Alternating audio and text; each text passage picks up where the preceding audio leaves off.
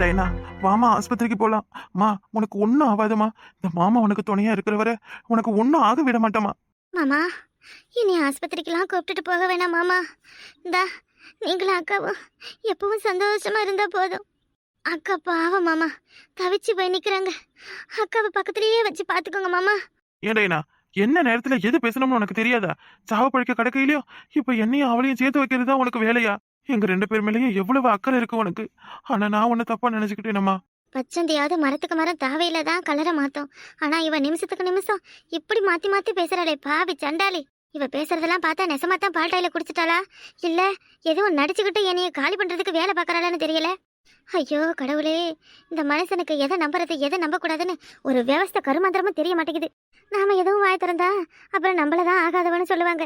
அவராவது அவர் அக்கா மகளாவது நம்ம என்ன செய்யறது? யாருக்கும் எந்த பாவமும் பண்ணாம தான் இருக்கோம். ஆனா ஆண்டவன் நம்மளையே தான் ஜோதிக்கிறான். பட்டை காலையிலே படும் கெட்ட குடியே கெடுன்னு சும்மாவா சொன்னாங்க? ஒரு கருவை இதை ஒரு 4 நாளைக்கு வச்சு பாடிக்கிட்டு இருப்பாளவல. எதுக்கு இப்படி பண்றான்னு தெரியல. நான் தான் ஏதோ ஒரு கோவத்துல இந்த மனசை அடிச்சு விட்டாருன்னு வகை தெரியாம பண்ணிவிட்டேன்னா இவ வேணும்னு வீராப்புக்கு இந்த மாதிரி பண்றாளே. நல்லா இருப்பாள இவ. என்ன ராசத்தை நின்று பாத்துக்கிட்டே இருக்க? போய் அம்மாவை கூப்பிட்டுட்டு வா.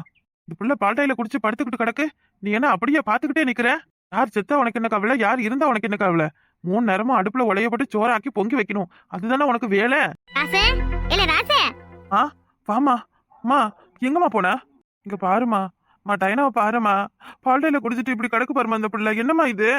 ஏமா, அன்னைக்கு உன் மருமையை கோச்சுக்கிட்டு போயிட்டான்னு நீ அவளுக்கு எவ்வளவு சப்போர்ட் பண்ண. ஆனா பாருமா அந்த பிள்ளை அது மேல தப்பு இல்லைன்னு நிரூபிக்கிறதுக்காக தான் உயிரையும் விட தயாரா இருக்குமா. இந்த பிள்ளைக்கு இப்ப என்னமா பதில் சொல்றது? நாளைக்கு தம்பி வந்து கேட்டேன்னா அவன் முன்னாடி நம்ம எப்படிமா கை கட்டி நிக்கிறது? சொல்லுமா. சும்மா நிப்பாட்டுடா. இங்க இருக்காவ ஏன் டயனா? ஐயோ கிழவி எதுக்கு நம்மள கூப்பிடுதுன்னு தெரியலையே. பயமா இருக்கு வேற. ஐயோ கண்ணெல்லாம் கண்ணெல்லாம் கண்ணெல்லாம் இருட்டுது மாமா. கண்ணே மாமா, தொண்டையெல்லாம் அடைக்குது மாமா. மாமா மாமா. ஏ ரசதி ஆண்டி, பாட்டையில குடிச்சுக்கிட்டு கிடக்குறா அப்படியே மசன்னு பாத்துக்கிட்டு நிக்கிற. நல்லா கேளுமா, உன் மூத்த மருமகளை நல்லா கேளு. ஒருத்தி இப்படி உயிருக்கு போராடிட்டு கிடக்கும் பொழுது அவ எப்படி இருக்கிறான்னு பாருமா. கொஞ்சமாவது அவளுக்கு கவலை இருக்கா பாருமா. ஏமா, இதுவே அவ 4 அண்ணன் தம்பி கூட பிறந்திருந்தா அவளுக்கு இதோட கஷ்டம் தெரிஞ்சிருக்கும்ல. ஒத்தையா பிறந்து ஒத்தையா வளர்ந்தவ தானே. அதனாலதான் யாரோ சாவட்டும் யாரோ வாழட்டும்னு நிக்கிறா. அவ அக்காவா அவ தங்கச்சியும் இப்படி உயிருக்கு போராடிட்டு கிடந்தா இந்த மாதிரியெல்லாம் அவ இருப்பாளாமா? யாரும் இல்லாதவன்னு சொல்லி தானே சொந்த பத்தத்தோட அருமை தெரியல அவளுக்கு. ஆத்தா அப்ப இருந்து வளர்த்திருந்தாங்கன்னா அவளுக்கு சொந்தம்னா என்ன, பந்தம்னா என்ன, உறவுனா என்னன்னு தெரியும். நான் டைனாவை தூக்கிக்கிட்டு ஆஸ்பத்திரிக்கு போறேம்மா. நான் ஆஸ்பத்திரிக்கு போறேன். ஏலே நிப்பாட்டுடா. எத்த ஓரளவுக்கு தான் நானும் தாங்குவேன். ரொம்ப பேசுறாரு உங்க மையன், ரொம்ப பேசுறாரு. யாரும் இல்லாதவனை தெரிஞ்சுதானே தாலி கட்டினாரு என் கழுத்துல. எனக்கு ஆத்தா அப்பா அண்ணன் தம்பி இல்லைன்னு எல்லாமே உங்க மையனுக்கு தெரியும்ல. இத்தனை நாள் ஒண்ணு உங்க மையன் கோமாவில் இல்லையே. ஏத்த சொல்லி கட்டணும்னா எவ்வளவு விஷயம் இருக்கு ஏத்த. அதெல்லாம் விட்டுவிட்டு இப்படி எனக்கு யாரும் இல்லைன்னு சொல்லி இவரே பேசலாமா? ஏற்கனவே இவர் இப்படி ஒரு வார்த்தை பேசிதான் அந்த ரணம் இன்னும் மனசுக்குள்ள ஆறாம கிடக்கு ஏத்த. மறுபடியும் மறுபடியும் இவர் இப்படியே பேசினார்னா இதெல்லாம் நல்லா இல்ல சொல்லிட்டேன். பொட்டச்சி யார் இல்லாதவ, போக வழி தெரியாதவ, போக்கத்தவன்னு நினைச்சுதானே உங்க மையன் இவ்வளவு பேச்சும் பேசுறாரு. ஏன் ஆண்டவன் எனக்கு 2 கையை கொடுக்கலையா, காலை கொடுக்கலையா, இல்ல உழைச்சி சம்பாதிக்க தான் தெம்பு கொடுக்கலையா? எத்த நான் இன்னைக்கு நினைச்சா கூட உங்க மையனை வேணாம்னு வெட்டி விட்டுட்டு போய் நான் உண்டு என் வேலை உண்டுன்னு என்னால உழைச்சி வாழ தெரியும். ஏத்த ஏதோ 4 செவுத்துக்குள்ள அடுப்படிக்குள்ள கிடக்குறாளே, இவளால என்ன பண்ணிட முடியும்? இவ என்ன நம்ம எவ்வளவு பேசினாலும் எதுத்தா கேட்பானே. மீண்டும் மீண்டும் உங்க மையன் என்னை அசிங்கப்படுத்திக்கிட்டே இருக்காரு. நான் ஆக்குற சொத்துல உப்பு வரப்பு இருக்கான்னு நான் பார்த்துட்டு தான் உங்களுக்கு தாரேன். என் கையால போடுற உப்பதான் நீங்களா திங்குறீங்க. எனக்கு ஆத்தா அப்பா இல்லாட்டி போனாலும் கௌரவமா வாழறதுக்கு ஆண்டவன் மனசுக்குள்ள தைரியத்தையும் தன்னம்பிக்கையும் கொடுத்துருக்கான். இத்தனை காலமா யாரையும் நம்பி நான் பொழப்பு நடத்தல ஏத்த.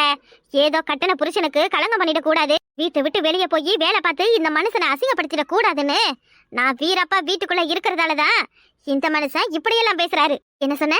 என்னையா சொன்ன?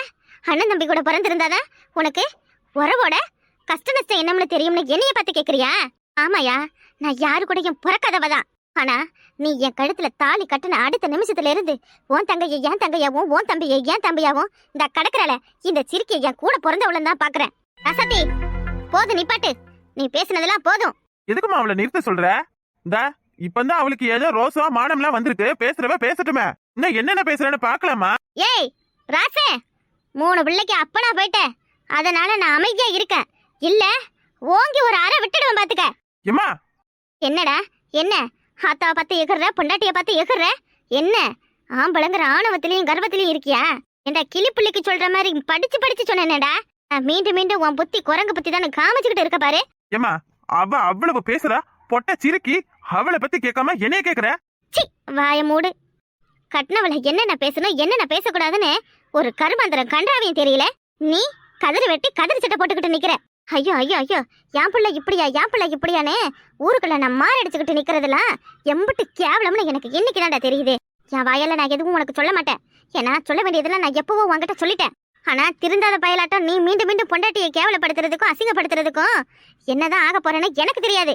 ஏண்டா அவ அண்ணன் தம்பி கூட புறக்காட்டி போனாலும் என்னடா அவளுக்கு குறை சொல்லுடா சொல்லு. அவகிட்ட இருந்து என்னத்தை குறைய கண்டுபிட்ட? அண்ணன் தம்பி 50 பேரு கூட பிறந்துட்டா மட்டும் அப்படியே பிறந்தவளுக்கு வாரி வாரி தான் கொடுக்குறானுங்களா? உன் கூட ஒருத்தி பிறந்திருக்காளே, அவளுக்கு என்னடா நீ செஞ்சுப்புட்ட சொல்லுடா. அவளுக்கு என்ன நீ செஞ்சுப்புட்ட? கூட பிறந்துட்டா மட்டும் போதாதுடா, நாம கஷ்டம்னு நிக்கும் பொழுது கூட வந்து நிக்கணும். ஏண்டா என்ன அவளுக்கு வழி வரத்தும் தெரியல. இவங்கிறதால ஏதோ நம்ம குடும்பம் நமக்கு யாரும் இல்ல, நம்ம எதுவும் இடகுடமா பண்ணிட்டா 4 பேர் நம்மளதான் காரி துப்பு வாங்குவனே எல்லாத்தையும் இழுத்து பிடிச்சுக்கிட்டு மாமியா வேணும் மாமனா வேணும் நாத்தனா வேணும்னு எல்லாரையும் சகிச்சுக்கிட்டு வாழ்றா. இதுவே வேற ஒருத்திக்கு நீ தாலி கட்டியிருந்த இந்நேரத்துக்கு எப்பவோ உன்னை தனியா பிரிச்சுக்கிட்டு போயிருப்பா. ஏமா நீ சொல்றதையும் உன் மருமக சொல்றதையும் கேட்கறதுக்கு எனக்கு இப்ப நேரம் இல்ல. டயனாவுக்கு என்னாச்சு ஏதாச்சுன்னு நான் பாக்கணும் முதல்ல. ஏய் டயனா. அத்தை அம்மா ஐயோ அத்தை அத்தை சாமுக்கு முன்னாடி உங்களை பாத்துக்கிறேன் அத்தை. எந்திரட்டி முதல்ல எந்திரட்டி. அம்மா அந்த புள்ள உயிருக்கு போராடிட்டு இருக்கு, அந்த புள்ளைய போய் எந்திருக்குங்கிற வாய மூட முடியலடா உன்னால. எந்திக்க போறியா இப்ப இல்லையா?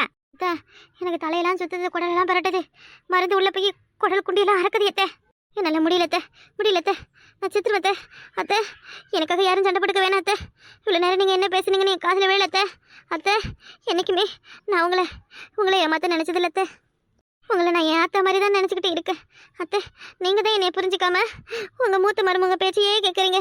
இளைய மருமகனா எல்லா வீட்லேயும் ஏமாந்தவ தானே அத்தை. அத்தை ஆனால் நான் அப்படி இல்லை அத்தை.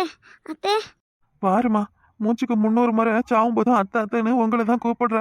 ஏய் டயனா, எழுந்திருக்க போறியா இல்லையா? எவ்வளவு ரசத்தி இந்த கொல்லப்புறத்துல மாடி சனி கிடக்கு, வாளியில தண்ணி ஊத்தி கரைச்சி எடுத்துட்டு வாடி. பால்டையில குடிச்சதுக்குலாம் சாணி கரைச்சி ஊத்துனதா சரியா போவோம். சரி அத்தை இந்த போறேன். அத்தை வேணாம் அத்தை, சாணியில கரைச்சி ஊத்த வேண்டாம். நான் கொஞ்சம் நல்லதா இருக்கேன், சாவறதுக்குள்ள நானே ஆஸ்பத்திரியில போய் சேர்ந்துக்கிறேன். நான் செத்துட்டுனா வந்து பாருங்க போதும். அம்மா என்னம்மா இந்த பிள்ளைய போட்டு இப்படி பாடுபடுத்தி இருக்கீங்க? ஏன்னா பாத்துமா பாத்து. பரவாயில்லம்மா, நீங்க ஒரு அளவுக்கு என்னைய நம்புறீங்களே அதுவே போதும். ஏய் நெசமா நீ பால்டையில குடிச்ச சத்தியம் பண்ண? என்னம்மா சத்தியெல்லாம் பண்ண சொல்ற? அத்தை நெசமா பால்டையில தான் அத்தை குடிச்சேன். ஐயோ ஐயோ, இந்த வீட்டுல நமக்கு நிலைமை இப்படி ஆயிடுச்சு. என் வீரை விட்டாதான் நீங்க என்னை நம்புவீங்களா? அடியே நீ எங்களுக்கு நம்பிக்கையை உண்டாக்கணும்னா அது உன் நடத்தையில இருக்குடே. இப்படி பாட்டாயில குடிக்கிறதுலயும் பெனாயில குடிக்கிறதுலயும் இல்ல. நீ குடிச்சிட்டு செத்துப்புட்டா நீ நல்லவ உத்தமின்னு உனக்கு என்ன சிலையா வைக்க போறா? இல்ல நீ செஞ்ச பாவம்லாம் தான் எதுவும் இல்லன்னு ஆயிடுமா? ஒழுங்கா எல்லாருக்கூடயும் ஒன்னா சேர்ந்து குடும்பம் நடத்த துப்புல பால்டாயில குடிக்கிறாளாம். பால்டாயில உனக்கு என்னடி இந்த வீட்டுல பிரச்சனை சொல்லுடி. நல்ல என் மாமா கை நிறைய சம்பாதிச்சு தானே கொடுக்குறேன். வச்சுக்கிட்டு தின்னுப்புட்டு பிள்ளைய பெத்து கொடுத்தா என்ன கேடு? எந்த பால்டையில குடிச்ச வந்து காட்டு என்கிட்ட, நான் நம்புறேன் வா. அத்தை குடிச்சிட்டு நான் கொல்லப்புறமா தூக்கி போட்டுட்டேன் அத்தை. தப்பா அங்க எங்கேயாவது கிடக்கும். அம்மா இப்படி எல்லாம் நோண்டி நோண்டி கேள்வி கேட்காதம்மா. என் வாயில எதுவும் கெட்ட கெட்ட வார்த்தை வந்துட போதா? எடுபட்ட பையில மாட்டு சாம்பரடி போடா முதல்ல. என் மூஞ்சிலே முழிக்காதடா, போடா வெளில போடா. ஏன்னா புத்தி கட்ட பையில உனக்கு கொஞ்சமாவது புத்தி இருக்காடா? ஏண்டா நம்ம வீட்டுல பால்டையில வர்றதுக்கு ஏதுடா வழி சொல்லுடா சொல்லு. என்ன கொள்ளைக்கு மருந்து அடிச்சுட்டு கொண்டு வந்து வீட்டுல போட்டியா நீ? அம்மா நான் ஏமா அதெல்லாம் வீட்டுக்கு எடுத்தாரேன்?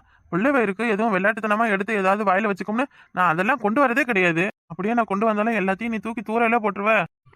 இப்ப நல்ல வாய்க்கு வக்கனையா பேசு. நம்ம வீட்டுக்கு பால்டையில வரவே வழி இல்ல. இவன் பால்டையில குடிச்சிட்டானா இவன் அப்படியே கடந்து புலம்புறான். ஏடா அப்படியே இவன் குடிச்சான்னு வச்சுக்க, அந்த பழி யாரு மேலடா வரும்? ஊருக்காரங்க உறவுக்காரங்க என்னன்னு நினைப்பாங்க? உன் பொண்டாட்டி மேல தப்புன்னு நினைப்பாங்களா? இல்ல வீட்டுல ஒரு மூத்தார் இருக்கான் அவன் எதுவும் தப்பா நடந்துக்கிட்டான்னு நினைப்பாங்களா? எல்லாம் உனக்குதான் வரும். பொம்பளை மேல பழி வந்தா அது ஈஸியா தொடச்சிடலாம். ஆனா உன்னைய படிபாவத்துக்கு ஆளாக்குன உன் நிலைமை என்ன ஆகும்னு நினைச்சு பாரு. ஏற்கனவே நீ இவளுக்கு சப்போர்ட் பண்ணி பேசுறதால ஊருக்காரிவ தெருவுக்காரிவல உன்னையும் அவளையும் சேர்த்து வச்சு கேவலமா சொல்றளவ. நீ அதுக்கேத்த மாதிரி அவ பால்டையில குடிச்சிட்டான்னு அவளை அப்படியே ஏந்துக்கிட்டு போலாம்னு பாக்குறியே? அம்மா என்ன பேசுற? அம்மா அது என் தம்பி மனைவிமா, நீ அப்படி எல்லாம் பேசாத, அசிங்கமா இருக்கு எனக்கு. அசிங்கமா இருக்கா? அப்ப பொம்பளை பிரச்சனையில ஆம்பளை நீ தலையிடாத. உன் வேலை ஏதோ அதை பாத்துக்கிட்டு இரு. அன்னைக்கு நான் இதான் உனக்கு சொன்னேன், இன்னைக்கும் நான் இதான் உனக்கு சொல்றேன். பொம்பளைவே இன்னைக்கு நாங்க அடிச்சுக்குவோம், நாளைக்கு கூடிக்குவோம். இதுல தேவையில்லாம ஆம்பளை நீ மூக்க நுழைச்ச நாளைக்கு உனக்கு தான் தலைவலி. அதுக்காக வீட்டுல நடக்கிறதெல்லாம் கண்டு காணாம போகணுமா நானு? ஏன் பெரிய மனுஷன் நான் இருக்கிற நான் கேட்க மாட்டேன். அப்படி என்னடா நீ விளக்கந்திக்க போற? வெறும் பயல போய் வேலை வெட்டி இருந்தா பாருடா வந்துட்டான். இந்தாரு அதை விட சொல்றேன், உன் பொண்டாட்டிய பேசுறதோ இல்ல அவளை அப்படி இவ இப்படி இவனு எதுவும் சொல்றதோ இதுதான் உனக்கு முதலும் கடைசியுமா இருக்கும். இன்னொரு வார்த்தை என் மருமவளை ஏதாவது பேசுன பெத்த பிள்ளை வேணாம்னு நானே வீச்சரை எடுத்து வெட்டு பட்டுருவேன். இனி அவகிட்ட மரியாதையா நடந்துக்க பாரு. நீ எல்லாம் ஒரு தங்கச்சி கூட பிறந்தவ தானடா. நாளைக்கு உன் தங்கச்சி புருஷன் அவளை இந்த வார்த்தை சொல்லி கேட்டா அப்ப நீ என்னடா பண்ணுவ? சொல்லுடா சொல்லு. பொன் பாவம் பொல்லாததுடாமா, அவனை பொல்லாதது பாவம். அவ வாயிலிருந்து வாசாங்க வாங்கி கட்டிக்காத. அம்மா நீ என்னவோ ரொம்ப தான் பண்ற. ஊர் உலகத்துல இல்லாத அதிசயமானது சொல்ற மாதிரி இல்ல நீ பேசிக்கிட்டு நிக்கிற.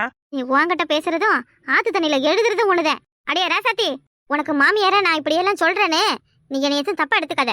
ஒரு பொம்பளையா ஒரு பொம்பளைக்கு நடக்கிற அநியாயத்தை தட்டி கேட்கிற இடத்துல இருந்துதான் நான் சொல்றேன். இனிமே ஒரு நாளும் இந்த பயல நீ தொட்டு கூட பார்க்க கூடாது. உன் அருமை என்னன்னு தெரிஞ்சுக்கிட்டு அவனே உன்னை தேடி வர வரைக்கும் இவனை நீ சீண்ட கூட கூடாது. புரியுதா? எத்த நீங்க சொல்லிதான் அது எனக்கு தெரியணுமா? எனக்குண்டு தன்மானம் இருக்கு ஏத்த. நான் ஒன்னும் சூடு சொரணம் இல்லாதவ கிடையாது.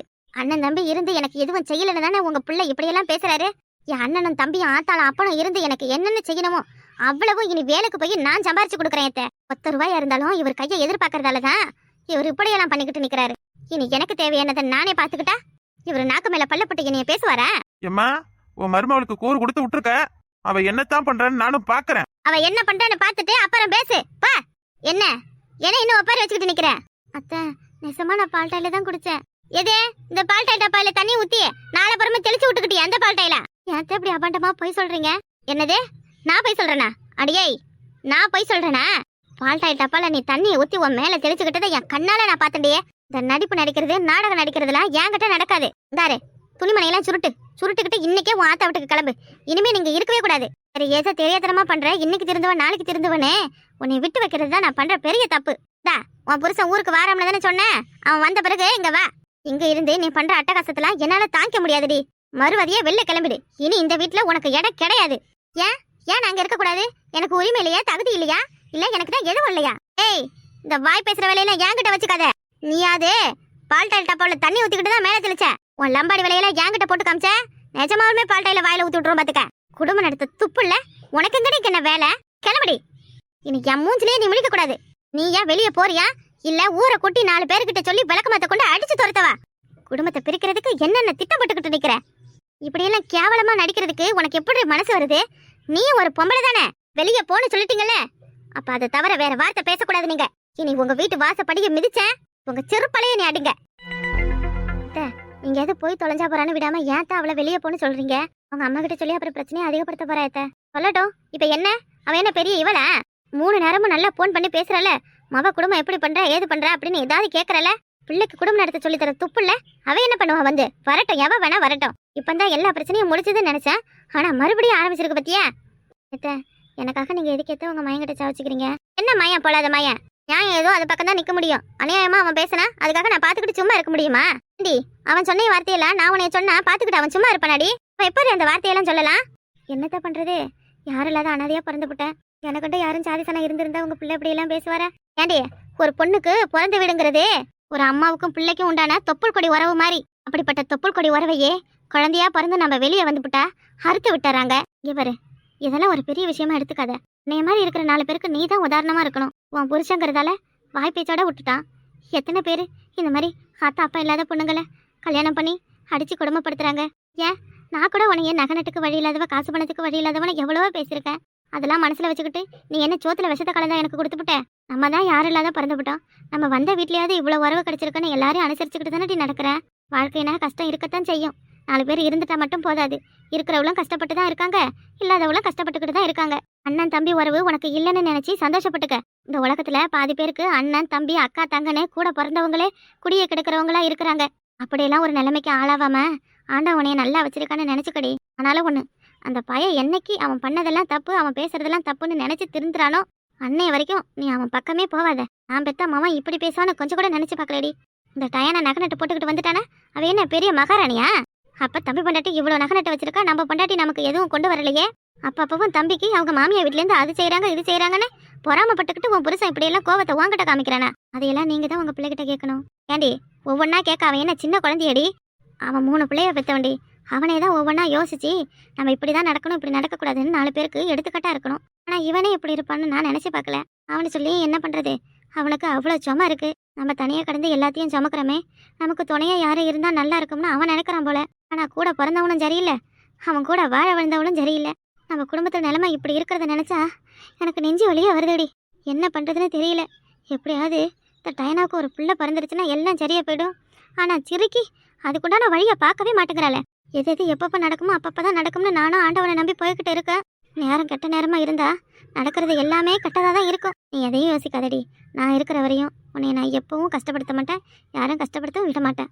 எத்த உலகத்தில் உள்ள எல்லா மாமியாரும் உங்களை மாதிரி இருப்பாங்களா என்னன்னு தெரியல. ஆனால் நீங்கள் எனக்கு மாமியாரே கிடைச்சதுக்கு, இல்லை இல்லை நீங்கள் எனக்கு அம்மாவை கிடைச்சதுக்கு நான் ரொம்ப சந்தோஷப்படுறேன். உங்கள் மையனை கல்யாணம் பண்ணி இந்த வீட்டுக்கு வந்து 3 பிள்ளைய பெற்றதுலேருந்து என் ஆத்தா ஸ்தானத்துலேருந்து எனக்கு ஒவ்வொன்றும் பார்த்து பார்த்து செய்கிறீங்களே.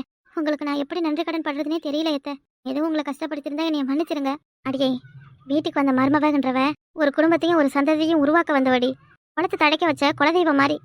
மருமவளை சாமியாக பார்க்காட்டி போனாலும் அவளை சக மனுஷியாவும் தனக்கு பிறந்த மகளாவும் பார்த்தா போதும். அப்போவே அந்த குடும்பத்தில் உள்ள எல்லா பிரச்சனையும் சரியாக போயிடும்.